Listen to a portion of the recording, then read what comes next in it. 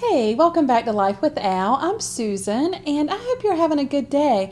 I know some days it can be a struggle as caregivers. Well, just like anybody else, not just caregivers. Everybody obviously has good days and bad days. But I just hope and pray that even if we're hanging on by a thread as caregivers, that we're still able to find some good in every day.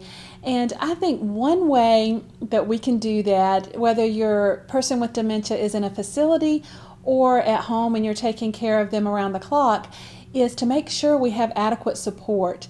And so today I'm going to be talking about hospice care. Again, this is actually the second in a series of three. My last video was 3 myths of hospice, where I just talked about the overall philosophy of hospice. So if you didn't see that, you can push the little subscribe button and you can find that video, 3 myths of hospice.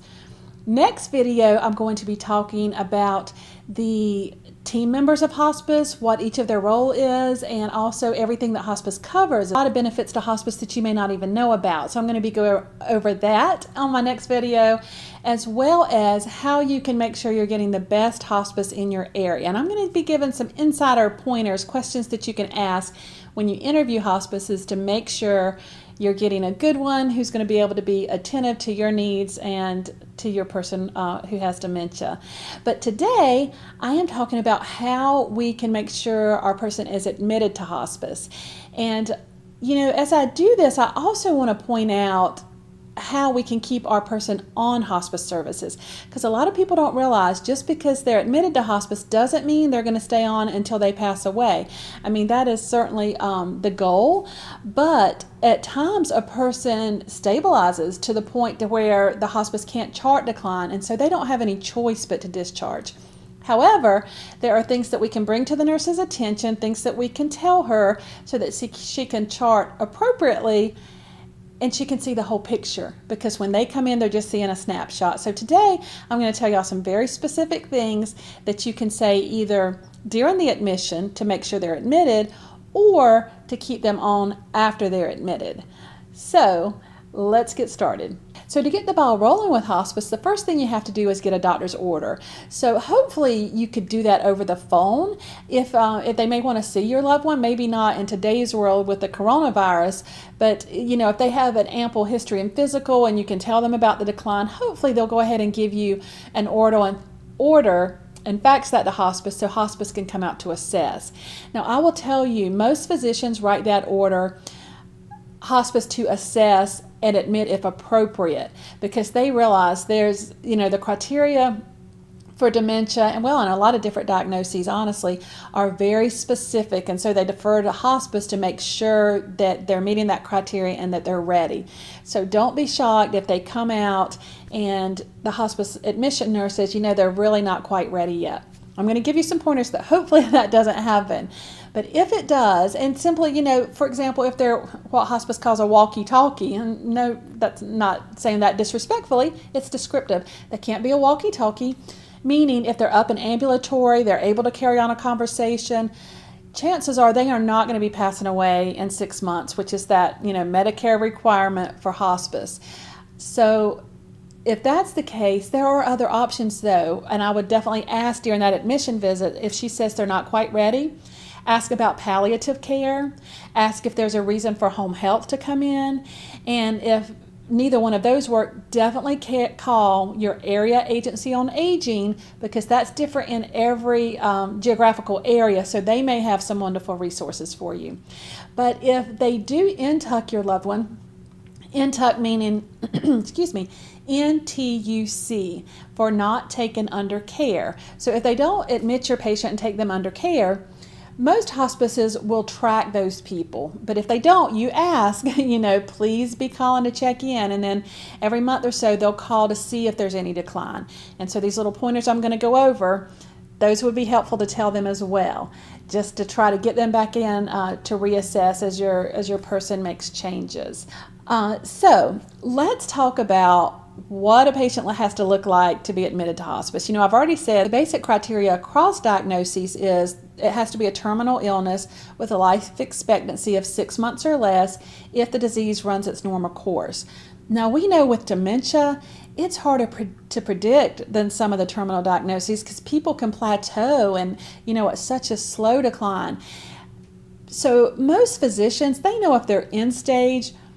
It might be 6 months, 12 months, 18 months. So just don't get caught up in that 6 months. It's at any given time during the course while they're on hospice, it looks like they could pass away in 6 months. But one of the keys is Medicare requires that there is continued documentation of decline. And believe me, all hospices want to admit our person with dementia because they've got a census that they need to keep up. And, as they lose patients and patients die, they have to be admitting patients to meet their budget. So no hospice goes in looking for a reason not to admit. I promise they want to admit our person. Secondly, they hate to discharge patients. Truly, because again, they have a budget to meet. And not only that, they fall in love with our families and our patients. So they do not like to discharge. So we are really giving our nurse, our hospice nurse, a gift by giving them reasons to admit and then reasons to keep them on. Okay, and please hear me. I am not telling anybody to lie or misrepresent where their person is. I just know there are subtle changes that I'm aware of just taking care of my mom and back when I was with hospice that sometimes nurses may miss, not because they're not great qualified attentive nurses, but simply because they're coming in and seeing a little snapshot. So we've got to make sure if they're coming in on a good day or a good time of the day that we paint the picture of what our person looks like when they're at their worst. So that they will know, okay, this isn't typical. This is what was happening a few hours ago, or this is what they look like yesterday. But first of all, let me talk about what hospice is going to look at so you can see exactly what they're looking for to see if your person is truly in stage and ready for hospice and in that 6 month or less prognosis category. So I'm going to put on the screen right now the FAST score, and that stands for Functional Assessment Staging Tool. Now this is very similar to the Global Deterioration Scale, the GDS that a lot of people use. Just you might be familiar with that. That's also a 7-stage assessment. So as you're looking at this, you'll see they're very similar. With the FAST score though, it's very specific as far as the last 2 stages. So stage 6 is really when people typically are looking at getting additional care in the home, or either that caregiver is not able to work because taking care of that person is full-time. And sometimes when home health or different things will come in to provide some assistance. Now, stage 7 is what we're looking at when we're talking about admission to hospice. So I'm actually going to zoom in on stage 7. Anywhere in the 7 range, they can be admitted to hospice. Now, if they are clearly a 7C, that's kind of the magic spot for hospice to where that's clearly they're appropriate for hospice if they are a 7C. Now, if they're a 7A, they can be admitted to hospice, but the hospice really has to document that there are other things going on, or they could be audited. And I didn't mention this. I said how much hospices want to admit and they don't want to discharge. They have to at times, because if they can't chart that they're appropriate and they're continuing to decline, they will be audited. That's considered Medicare fraud. That is a huge deal. And so we have to help them out in making sure that they have enough stuff to chart on our person. Okay, so back to this. So if you're looking at 7A, if they're there, they can also show weight loss. For example, if they've lost 10% weight loss within the last 6 months, they could still be approved, or 7.5% over the past 3 months. And I know that is specific, but there are, like I said, very clear guidelines. But you're showing that even though they're not at the 7C, there's still a lot of things going on. And also if they have other diagnoses, for example, if they have COPD or congestive heart failure, things like that, that admission nurse can really sometimes dig deep, ask a lot of questions, and find other reasons to admit them to hospice. So I can't stress enough, get a referral, have the hospice nurse come out, and then you can kind of figure out things from there. But that is what the functional assessment scale looks like that's determined that is used to determine Alzheimer's. That one thing that we want to make sure of is that when that admission nurse comes in, and then subsequently as the case manager comes in, just to reassess, and because there are cert periods, I'm not going to go into the details, but just know at first it's every 3 months. At 90 days they have to be recertified, then the next 90 days they have to be recertified. So, that's at 6 months they've already had 2 recertification periods, and then after that it's every 60 days. And recertification just means the whole team's going to be talking about it. The medical director is going to be looking at things closely just to make sure that if they get audited, that chart is showing that the person's declining. Now, please keep in mind, when I say declining, it doesn't have to be huge. It doesn't have to be a blazing UTI or, skin breakdown, bed sores, and you're like, oh my goodness, this is huge, they're really declining. It can be such subtle changes, but they have to be able to document that. And when that nurse is coming in, seeing them maybe at a good time of day and seeing a little snapshot, that no fault of her own, because hospice nurses are awesome, but it may be that she's not getting an accurate picture. So what we can do to help her with that is really focus on subtle things. Some of the subtle changes might be with their appetite, and not just how much they're eating, but how. So I'm going to speak to that real quickly. And then also their sleeping patterns, how difficult it is to arouse them, and their skin integrity. And also, I'm going to talk about all of those, but if your person is having UTIs, that's another big thing that will keep them on hospice. Now, UTIs are tricky because once a person loses the ability to share with us how they're feeling, if they have symptoms of UTI, it can be hard. So just know if they are acting differently, if they're super grouchy, acting like they're just uncomfortable, have that nurse check for a UTI, because they're so common with dementia and they can't tell us. But hospice, as hard as it is to see our loved one with a UTI, the upside of it is it's definitely a reason to keep them on hospice if they're having repeated UTIs. Now, as far as their appetite and eating, I always stress to my hospice nurse that, which is accurate. Mom is just eating tiny little meals throughout the day, not even a meal, just maybe a few bites. But since my mom's been on hospice, one thing that has changed is it's taken her much longer to eat. That may seem like a tiny thing, but it's not. If your loved one is taking longer to chew and to swallow, maybe it's taken 30 minutes for them to eat, just a quarter of a sandwich, or if you're feeding them, you're just having to wait so long between bites. They need to know that. And definitely if they start pocketing food, that's a huge reason to keep them on hospice, because not only are they struggling with swallowing and the mechanics of eating, they are forgetting how to do that, and just kind of pocketing it over here, kind of like a little hamster, and you'll see their little cheeks getting big to where they're pocketing food. So, look for that and be aware of that. If they start grimacing or just gulping when they're swallowing, that's a sign that they're beginning to lose that natural ability to swallow. And that can be a huge risk for aspiration. And, aspiration is when they kind of are swallowing and it goes down wrong, and they inhale, and the liquid or the food goes to the lungs, and that causes pneumonia. And sadly, there are a significant number of dementia patients who actually die of aspiration pneumonia. So, we just want to stay ahead of that. And not that we can change the outcome, but just we don't want our loved one to be taken off hospice if they're already starting to show signs that swallowing is getting harder, or it's just simply taking longer to eat. May seem small, but it's not, okay? That can be big. Another thing is their skin integrity. And I had a family member one time when she was telling me about a red spot, and I said, oh, well, we need to make sure the nurse knows about the skin integrity. And she was like, honesty? What? And I was like, no, different type of integrity. But skin integrity just meaning that their skin is staying in good shape and it's intact. They don't have red spots or blisters or skin breakdown. And I can tell you, it can go from a red spot to a blister to skin breakdown so quick.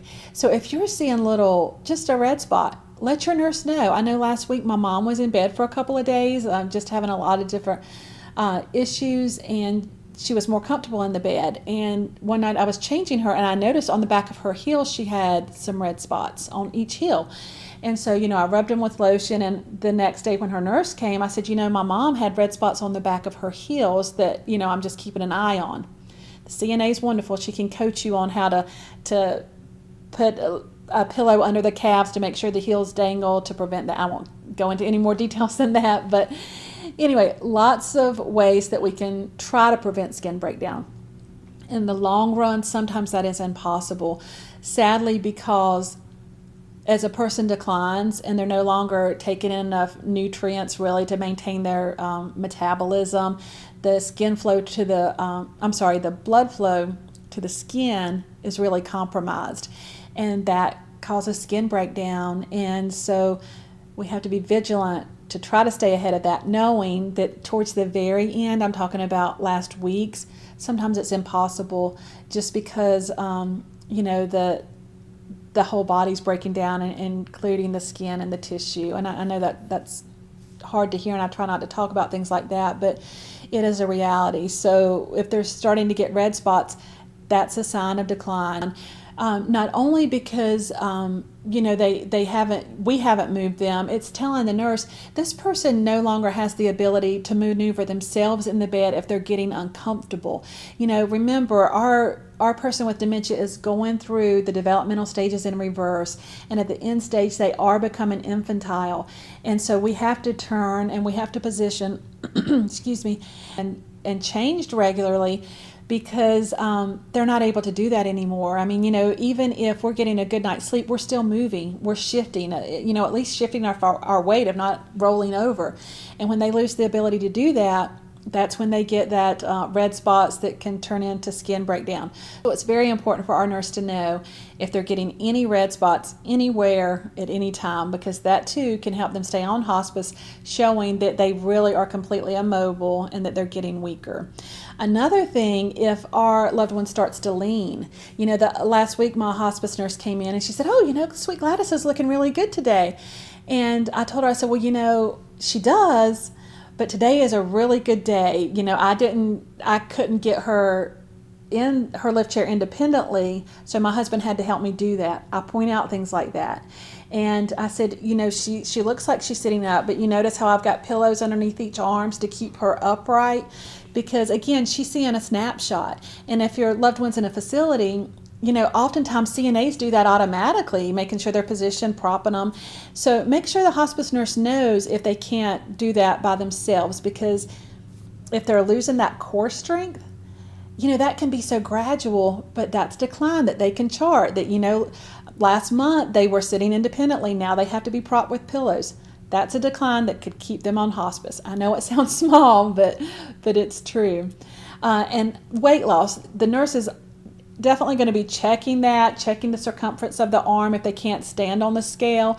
And not that you can control that, but you can be asking, I feel like she's losing weight. Do you mind checking that? And then she can, make sure that they're charting that there's also weight loss. And overall, just with sleeping more, my mom right now is probably sleeping, 12, 14 hours a day. And again, that may seem small. She's napping more. Is that really decline? Yes, because, again, just going backwards through the developmental stages, we know infants sleep so much more, and they're napping all the time after sleeping through the night. And so that's very much the way my mom is right now. So it's important for the nurse to know, she is sleeping so much more, and she's more difficult to arouse when she's awake. And, she's nodding off even when she's sitting up. Very important for the hospice nurse to know, especially if when she visits, your person is more awake and alert. She needs to know this is not the way she typically is. A lot of times she's nodding off, she's very lethargic, but I'm glad you're seeing her on a good day or a good time of day. And sometimes nurses will adjust their schedule so they can really see them, not just at their best, but also at their worst, so they can, again, have an accurate picture. Even if after all of this, it still seems like that they've really plateaued and there's not decline, and so hospice says they have to discharge, just know you have a right to appeal. The Quality Improvement Organization will audit that chart, and if they can find any reason to keep them on hospice, they'll be able to stay on. And I used to encourage families to do this because I didn't want to discharge families, and every now and again that QIO would find a reason that we missed and they would be able to stay under care. So just keep that in mind. And again, part of, if they do say they have to come off service, they have to do a discharge plan, meaning they need to help you get other resources in the home. So the social worker should be working closely to do that. And in the interim, maybe they'll qualify for palliative care or some other type of care until they decline. And certainly once they show more decline, they can come right back on hospice. But I hope that was helpful today. I know it's hard. It's hard when we know they're getting to the end of their journey, and I certainly never want to minimize that. But I do know having hospice in there really does help in so many different ways. And so that's why I just wanted to give some quick pointers on how to make that maybe a little easier and ensure that they have the full picture so they can get in as soon as possible and then stay on until our loved one passes. But until next